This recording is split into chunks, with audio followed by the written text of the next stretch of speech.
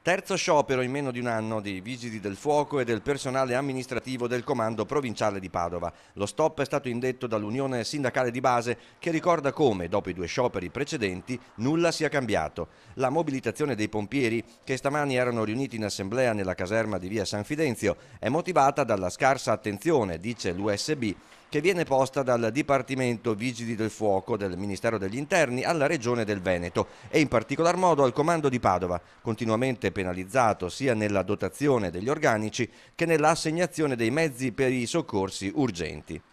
La nostra provincia, che conta quasi 1 milione di abitanti, snodi ferroviari e stradali importanti, diverse aziende a rischio, non può fare affidamento su poco più di 30 vigili del fuoco in servizio al giorno, distribuiti in 5 sedi provinciali. Clamoroso il caso del distaccamento di Abano Terme, che avrebbe avuto bisogno di 30 vigili del fuoco, mai arrivati. Ci ha pensato il comando provinciale, spostando da Padova ad Abano alcune unità. Prefettura e comando hanno già segnalato il tutto al Ministero dell'Interno, ma senza esito.